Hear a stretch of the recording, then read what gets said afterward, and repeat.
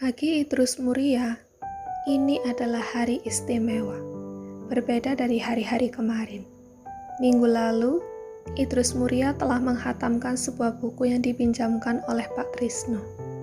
Lelaki muda itu telah bersiap-siap sejak subuh memanggil orang yang masih tertidur untuk beribadah. Ia bangun, sholat sunnah fajar, dilanjutkan sholat subuh. Simbok tersenyum melihat anak semata wayangnya tiba-tiba rajin begitu rupa. Perempuan itu tahu, anaknya tengah jatuh cinta. Dan hari ini, ia akan melamarkan gadis pujaan hati anaknya. Perempuan itu telah bertanya hingga 3 kali. Apa yakin pemuda kere semacam Idrus Muria akan melamar putri sang juru tulis? 3 kali pula Idrus Muria mengangguk mantap. Simbok telah pula menyebutkan sejumlah nama gadis desa yang cantik dan dinilai derajatnya sama dengan Idrus Muria. Telah pula disuruhnya pemuda itu untuk beristihoro, minta petunjuk pada Yang Kuasa tentang pilihan terbaik di antara gadis-gadis yang ada. Tapi Idrus Muria terlalu berkeras hati. Yakin benar jodohnya adalah Rumaisa, putri juru tulis. Jika sudah begini, hanya ada satu jalan untuk membuktikan benar tidaknya Rumaisa berjodoh dengan Idrus Muria, dengan melamarnya. Ketika matahari sudah setinggi tombak, Idrus Muria dan simboknya telah tiba di depan rumah juru tulis. Istri juru tulis menyambut mereka dengan ramah, mempersilahkan mereka duduk. Idrus Muria tak bisa jenak mendudukkan bokongnya. Ia ingin lekas-lekas melihat Rumaisa, tapi yang ditunggu tak kunjung kelihatan. Malah juru tulis yang kemudian muncul. Simbok Idrus Muria berbasa-basi sejenak demi sopan santun, hingga akhirnya berkata bahwa putra semata wayangnya telah jatuh cinta pada putri juru tulis. Lelaki itu manggut-manggut, membuat jantung Idrus Muria makin keras berdenyut-denyut. Seumur hidup, ia tak pernah merasa setakut ini. Juru tulis mengamati Idrus Muria dari atas ke bawah. Rasanya seperti ditelanjangi. Idrus Muria tiba-tiba khawatir kalau dia lupa pakai celana. Lalu juru tulis memanggil nama putrinya. Rumaisa. Idrus Muria takkan pernah lupa seperti apa bahasa tubuh Rumaisa ketika akhirnya gadis itu muncul dari tirai. Rumaisa dengan atasan kebaya kembang-kembang kecil dan jarik batik yang birunya masih terlihat rapi dan mati. Mungkin gadis itu sengaja menggunakan pakaian terbaik demi menemui Idrus Muria. Jika tidak, pasti dia menggunakan jarik batik kemarin. Akan terlihat dari wiru yang sudah lecek.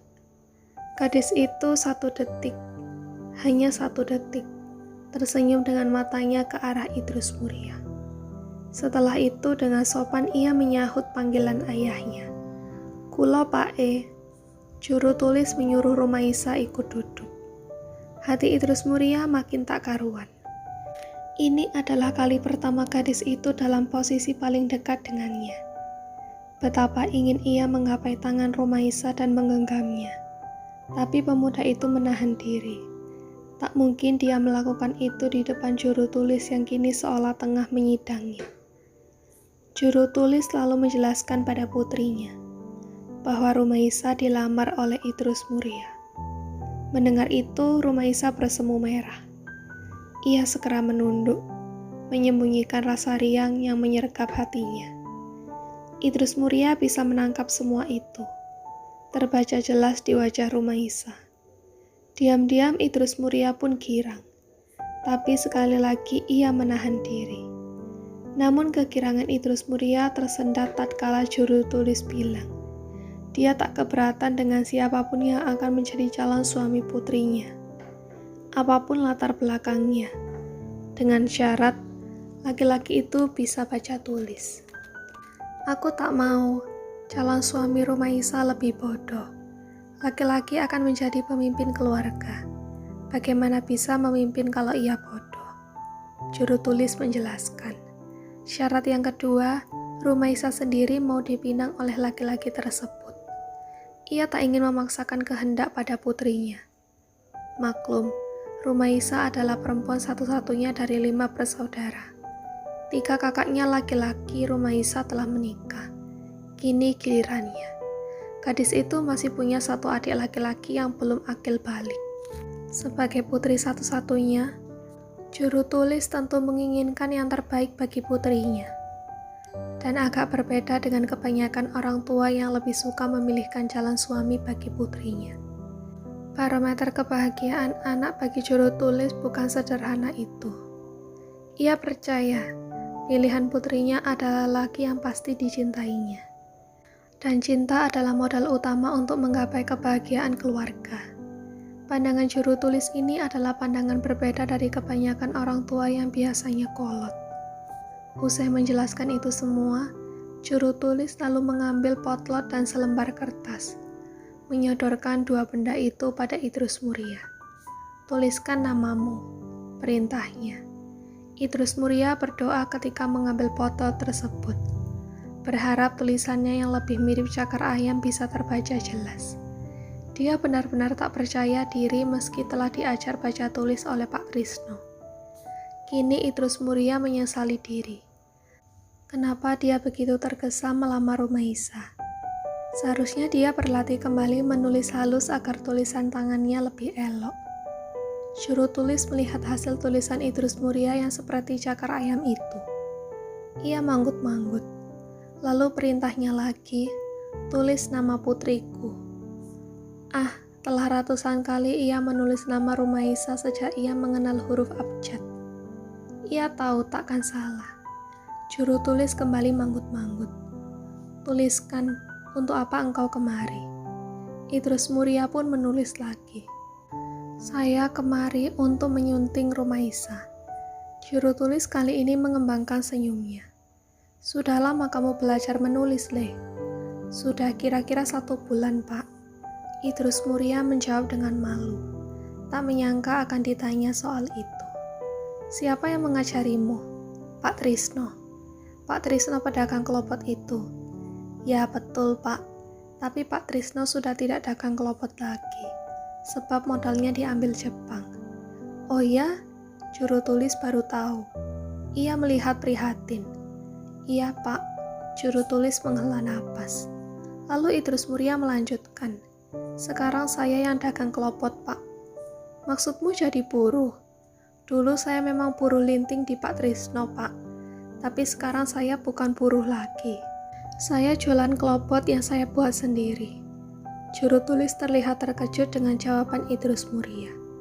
Saya membeli sisa sembako milik Pak Trisno yang tidak diambil Jepang. Dan saya bikin kelopot sendiri yang saya jual di pasar dan toko obat. Lalu Idrus Muria merogoh kantong celananya. Ini kelopot saya. Ditunjukkannya kelopot Joyoboyo yang masih utuh. Ia memang sengaja mempersiapkan 1 buntel kelopot bikinannya. Ingin menunjukkan bahwa ia akan mampu memberi makan dan membahagiakan Rumaisa. Juru tulis tersenyum melihat tulisan cakar ayam di bungkus kelopot Joyoboyo milik Idrus Muria. Laki-laki itu lalu beralih tanya pada putrinya. Rum, kamu mau ndak dipersunting Idrus Muria? Bukannya Rumaisa mengangguk atau menjawab ya atau tidak, seolah kura-kura yang bisa menyembunyikan kepalanya dalam tempurung. Rumaisa malah makin menunduk. Jawab Rum, mau atau ndak? Pelan tapi Idrus Muria bisa melihat dengan jelas. Rumaisa mengangguk dan suaranya pun keluar. Mau, Pak E. Orang tua Rumaisa tak menginginkan putrinya tinggal di rumah Idrus Muria yang serba sederhana.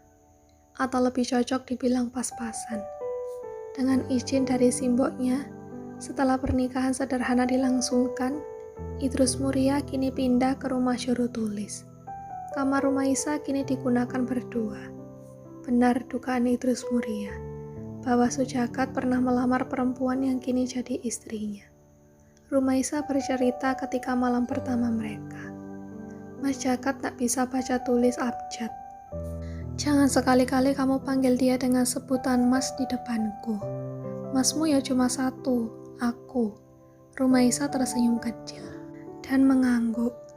Perempuan itu paham bahwa suaminya cemburu. Kenyataan bahwa Jagat berani melamar Rumaisa inilah yang membuat Idrus Muria geram. Ia menggagahi Rumaisa di malam pertama mereka dengan gemuruh amarah yang ditahan, dan keluar dalam bentuk percintaan yang panas. Keduanya sama-sama bodoh, tak pernah menyentuh lawan jenis sebelumnya.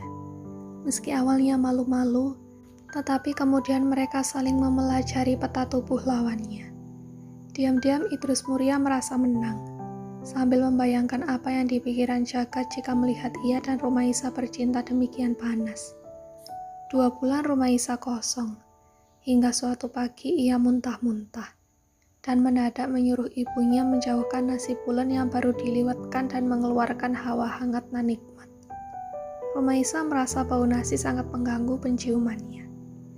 Tak salah lagi, Rumaisa telah berbadan 2. Idrus Muria merasa telah menjadi lelaki sejati, berhasil membuat seorang perempuan hamil.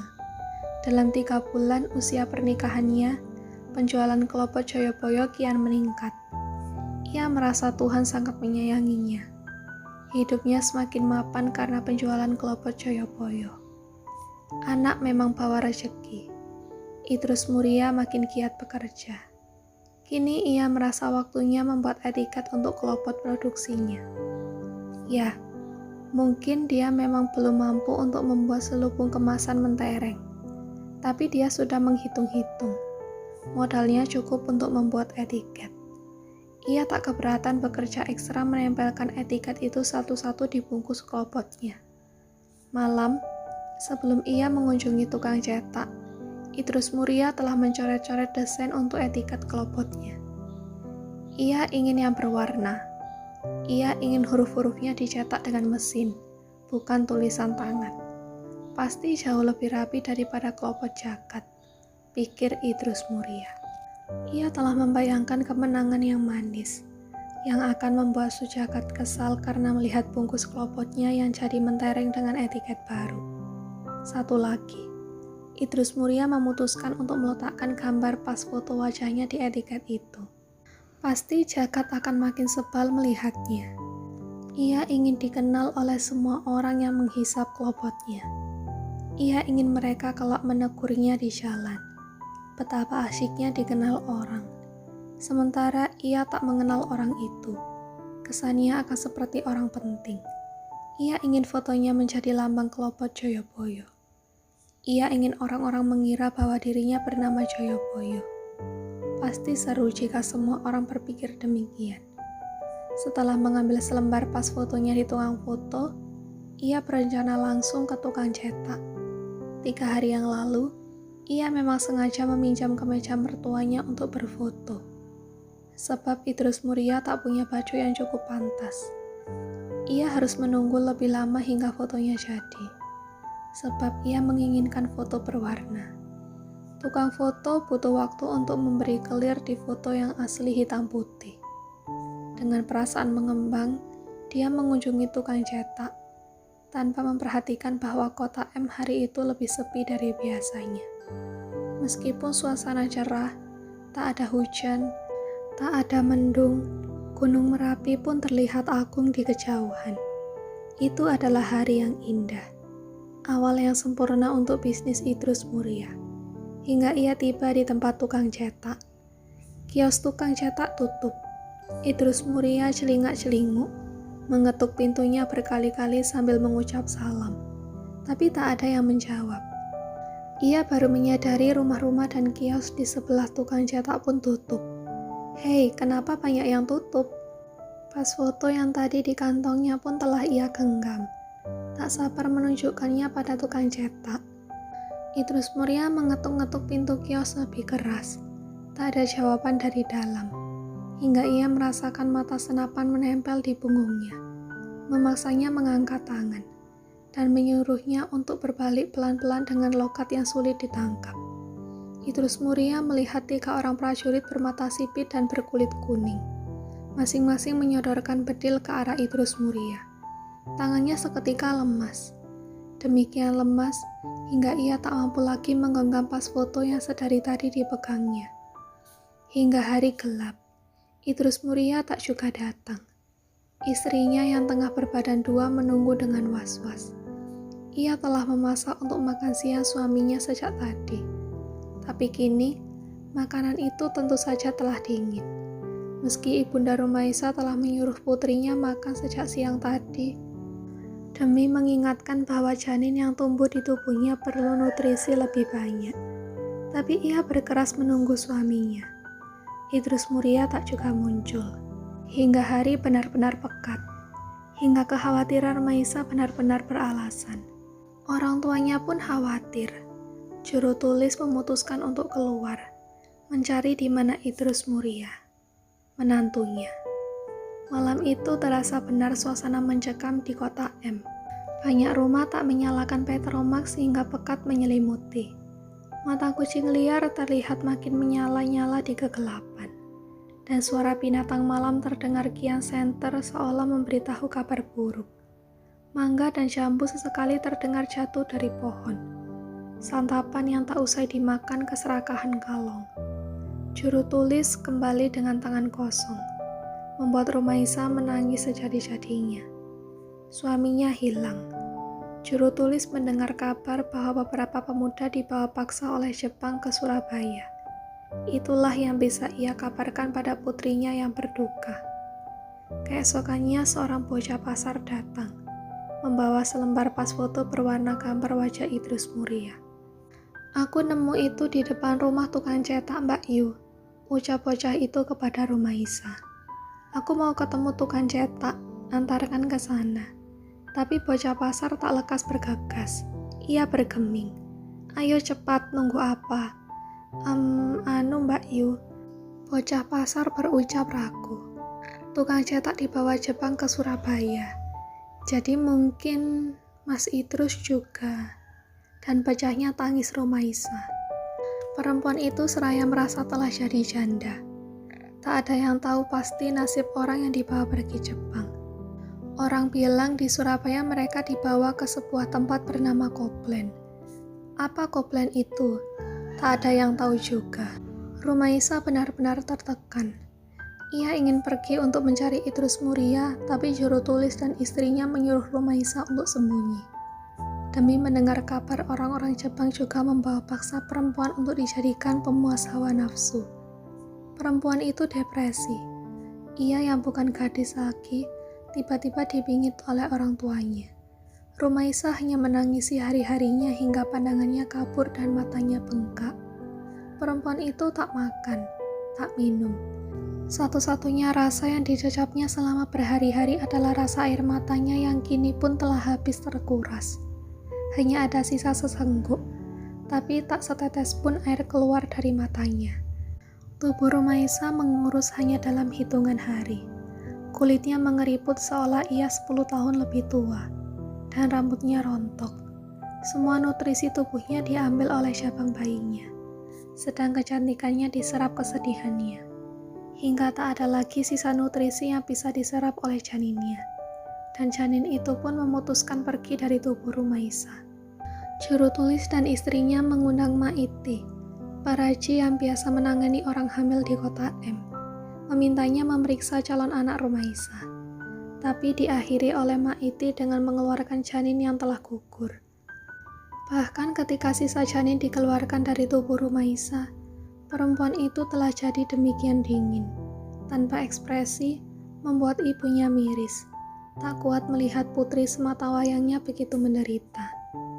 1 tahun sudah Idrus Muria pergi. Orang-orang di kota M terlalu sibuk mengurus diri sendiri. Seiring kota menjadi begitu suram, juru tulis sudah kehilangan pekerjaannya. Ia nyaris dituduh sebagai mata-mata Belanda karena profesinya memang banyak berhubungan dengan pegawai-pegawai Belanda. Ia beruntung berhasil sembunyi ke alas dari pencarian Jepang. Selama hampir 1 bulan ia bersembunyi bersama beberapa pejuang Indonesia. Istrinya yang harus mengurus Rumaisa yang masih depresi dituntut menjadi perempuan kuat. Jika tidak, tentu ia sudah jadi lebih depresi dari Rumaisa. Ketika mendengar kabar bahwa Jepang sudah tak menganggap penting kota M lagi, mulai terbitlah orang berbenah. Juru tulis pun kembali ke rumah. Para penduduk mulai dari membersihkan rumah mereka sendiri-sendiri, lalu memasang kembali lampu-lampu Petromax agar bisa dinyalakan jika malam telah turun pekat. Beberapa bakul di pasar pun memberanikan diri untuk membuka lapaknya, meski mereka terpaksa menjual barang dagangan dengan harga mahal karena sulit mendapatkannya. Juru tulis dan istrinya akhirnya membuka pintu bilik tempat Rumaisa disembunyikan. Perempuan itu terlihat basi. Ibunya Rumaisa memandikan putrinya dengan air hangat, sambil membisikkan doa-doa di telinga agar ia kembali menjadi seperti semula. Sehat dan cantik meski tak ada lagi suaminya. "Aku mau menunggu Mas Idrus." Itu adalah kalimat pertama Rumaisa setelah ia tak pernah lagi bicara. Hanya menangis. Rumaisa didudukkan di depan rumah. Untuk pertama kalinya ia kembali merasakan hangat sinar matahari. Ibunda Rumaisa menyapu halaman untuk pertama kalinya setelah lama pekarangan tak tersentuh. Rumaisa melihat tumpukan kulit jagung yang telah menjamur.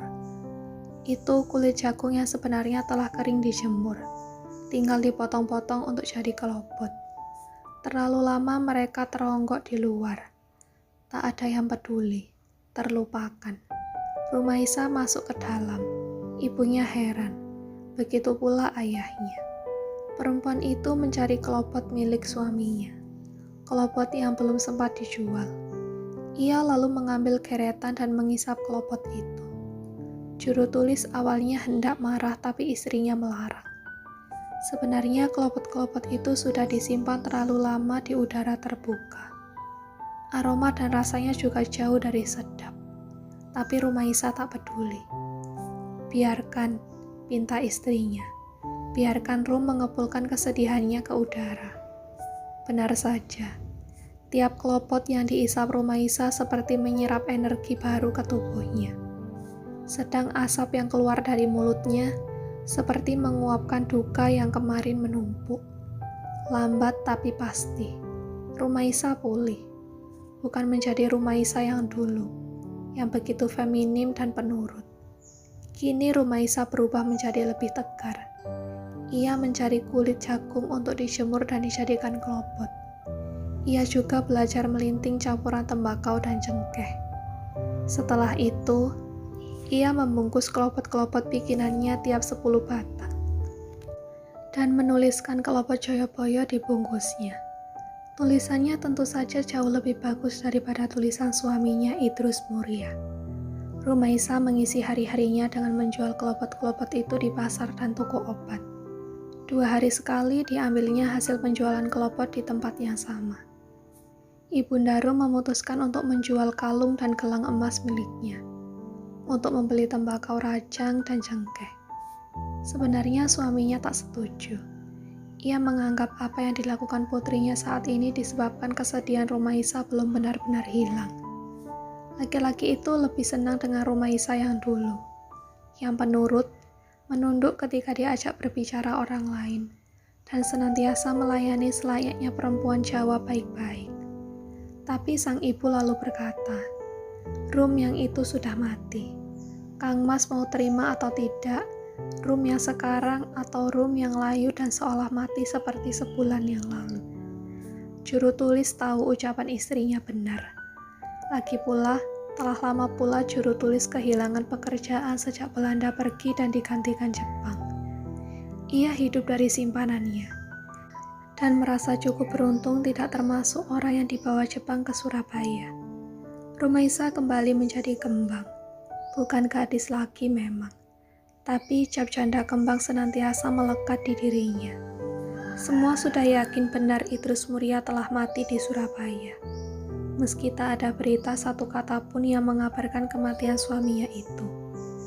Laki-laki berebut untuk menjadi pengganti Idrus Muria. Terlebih karena Rumaisa yang sekarang tidak sependiam Rumaisa ketika masih gadis. Perempuan itu kini menjadi perempuan mandiri yang berwibawa. Ia memang tengah tertatih untuk naik ke permukaan setelah lama terpuruk. Dan ini yang membuat seolah-olah para laki-laki menawarkan uluran tangan untuk menarik Rumaisa ke permukaan. Atau lebih tepatnya, ke pelukan mereka. Toh Rumaisa bergeming. Ia hanya peduli pada usaha Klopo Joyoboyo milik suaminya. Lain tidak. Pas foto milik Idrus Muria menjadi benda yang begitu berharga bagi Rumaisa. Dia meletakkannya di kamar. Di bingkainya pula pas foto itu. Ketika waktu tidur tiba, Rumaisa akan memeluk foto itu hingga tertidur. Ibunya kerap menemukan Rumaisa tertidur sambil memeluk foto dan melihat setitik air mata bisa tersisa di ujung matanya. Ia tahu putrinya menangis, tapi keesokannya tak pernah dilihatnya Rumaisa sedih. Anak perempuannya akan kembali mengurus Klopo Joyoboyo peninggalan suaminya. Seperti tak ada hal yang lebih penting di dunia ini. Laki-laki yang paling agresif mengejar Rumaisa tak lain tak bukan adalah Sujagat. Ia cukup beruntung tak terbawa Jepang ke Surabaya. Dengan yakin, Jagat mendekati Rumaisa terang-terangan. Ia bahkan bersedia memberi tambahan modal untuk mengembangkan Klopo Joyoboyo. Tapi selalu Rumaisa menolaknya. Hingga suatu hari, Sujagat kembali datang menemui juru tulis dan menyatakan maksud terang-terangan ingin melamar Rumaisa. Saya sudah bisa baca tulis abjad, Pak, kalau memang itu syaratnya. Dengan percaya diri Sujagat berkata, "Bukan itu, keadaan sudah beda, Gat. Putriku bukan lagi sepenuhnya milikku. Bukan sepenuhnya pripun toh, Pak. Lah dia kan masih anak Bapak, masih tinggal di sini. Ya, dia memang pernah menikah, tapi sekarang dia rondo, janda." Belum sempat juru tulis merespon ucapan Sujagat, Rumaisa muncul dari balik tirai ruang sebelah. "Saya bukan rondo," ucap Rumaisa tegas. "Suami saya belum ada kabar meninggal atau tidak. Selama kabar pasti itu belum ada, saya masih akan menunggu Mas Idrus. Sekarang lebih baik sampean pergi, sebelum saya kehilangan rasa hormat saya sama sampean yang sudah lancang." Sujagat pun minta diri. Seminggu, 2 minggu, Jagat tak berani menunjukkan batang hidungnya. Bahkan ketika ia melihat Rumaisa di pasar menarik tagihan klopot, Jagat lebih suka menghindar. Tapi setelah itu, ia sengaja menguntit Rumaisa dan meminta maaf atas sikap dan perkataannya di rumah Rumaisa tempo hari lalu. Rumaisa memaafkan. Setelah itu, Sujagat kembali ngelunjak. Dia mengajak Rumaisa minum cendol dan sengaja mengantarnya pulang meski perempuan itu sudah menolak. Sehingga orang-orang mengira Rumaisa dan Sujagat jadi makin lengket. Tak lama, kabar burung pun beredar, bahwa tak lama lagi akan ada kongsi antara Klopo Joyoboyo dan Klopo Jagat. "Maksudnya apa?" tanya Rum. Dahinya berkerut mendengar ucapan seorang pakul di pasar. "Lah iya toh, paling Mbak Rum tinggal menunggu dinikahi sama Mas Jagat. Wong Mas Jagat sendiri yang bilang tinggal nunggu tanggal saja. Lah itu orangnya." Sujagat muncul dengan wajah sumringah. Lain dengan Rum, yang tiba-tiba saja enek melihat laki-laki itu. Ketika mendekat, Jagat yang belum sempat mengucap satu kata pun kaget karena langsung didorong Rumaisa hingga laki-laki kurang ajar itu terjengkang ke tanah. "Jangan pernah dekati aku lagi. Aku bukan rondo." Rumaisa telah menjatuhkan bom yang dahsyat di atas harga diri Sujagat. Dan kejadian itu telah membuahkan buah bibir bagi orang-orang. Tapi itu tak seberapa dibanding 2 bom yang tak lama kemudian jatuh di 2 kota di Jepang. Kata kabar, Amerika yang menjatuhkan bom itu. Orang-orang mulai membicarakannya dengan terbuka. Di jalan, di pasar, atau sengaja saling mengunjungi untuk membicarakan buah bibir yang baru. Bukan hanya demi mendengar kabar baik, tetapi juga demi menjaga orang yang lebih banyak tahu dari orang lain. Apa nama kotanya yang dibom? Nogosari karo kuto opo sih dimana aku lali. Kok koyok jeneng panganan? Ya pancen jenenge kuwi. Orang-orang berkumpul di beberapa rumah yang diam-diam memiliki radio yang sebenarnya dilarang selama kependudukan Jepang. Beberapa dari mereka ternyata berhasil menyembunyikan barang mewah itu. Soekarno dan Hatta yang ketika itu mempunyai anggota panitia persiapan kemerdekaan Indonesia mengumandangkan proklamasi di Jakarta. Lalu suatu keajaiban terjadi. Satu persatu muncul orang-orang yang hilang. Orang-orang yang semasa kependudukan Jepang dibawa pergi untuk dipekerjakan. Mereka muncul dari balik kabut pagi. Awalnya terlihat seperti mayat hidup berpenampilan kurus, dekil, dan mata yang kalah tetapi menyimpan harapan baru. Setelah orang-orang kota memicingkan mata, baru terlihat jelas. Mereka yang terlihat seperti mayat hidup itu adalah penduduk kota M yang menghilang selama hampir 2 tahun. Rumaisa harap-harap cemas. Ia mendatangi beberapa orang hilang yang sudah pulang, bertanya kemungkinan kabar Idrus Muria. Ada yang bilang sempat melihat laki-laki itu di Koblen ketika baru datang, tapi semua orang di sana berubah. Tak heran jika sebulan kemudian bertemu sudah tak lagi mengenalinya. Atau orang itu memang sudah benar-benar kalah lahir batin, menyerah dan memutuskan mati. Sebulan setelah proklamasi, Idrus Muria pulang. Rumaisa menyambutnya dengan pelukan dan isak tangis tak henti-henti. Benar saja, orang yang baru pulang dari Koblen, Surabaya sudah benar-benar berubah. Rumaisa hampir tak mengenali suaminya sendiri. Di matanya masih terlihat sisa-sisa kenangan yang masih terpatri di benaknya selama ia di Surabaya. Idrus Muria memang tak pernah membicarakan apa yang dialaminya di Surabaya. Ia lebih suka membangun kembali kehidupannya yang tertinggal di kota M selama 2 tahun lebih. Orang-orang pasar kaget melihat kembalinya Idrus Muria. Mereka menyalami dan menyambutnya laksana pahlawan ketika ia datang bersama istrinya. Jagat dan orang suruhannya yang sedang memasokkan kelopotnya hanya memandangi Idrus Muria dari jauh. Lah, benar berarti Mbak Rum bukan rondo. Memang Jaga saja yang kebangetan. Kebangetan gimana, Mbok? Tanya Idrus Muria yang mendengar celutukan bakul pasar. Bojomu belum cerita toh? Jaga sudah melamar Rumaisa, tapi ditolak terus. Dia bilang, Mbak Rum sudah rondo. Amarah Idrus Muria langsung sampai ke ubun-ubun. Tangannya mengepal, lalu dengan marah dicarinya Sujagat. Laki-laki itu seperti telah dikoyak-koyak harga dirinya. Bahkan Rumaisa pun tak bisa lagi menahan amarah suaminya dengan bilang kalau tempo hari ia telah mendamprat Sujagat. Disamperinya Jagat dan dengan seluruh kekuatan yang ada. Kekuatan dari amarah yang ditahan selama Idrus Muria menjadi manusia kalah di Koblen. Sebuah tonjokan mendarat di muka Jagat, membuat seisi pasar mengalihkan perhatiannya mereka. Kejadiannya begitu cepat. Jagat tersungkur dengan hidung berdarah. Satu rekor telah diraih Sujagat, dipermalukan seorang istri dan kini dipukul suaminya pula. Itu pukulan biar kamu tahu betul, aku masih hidup.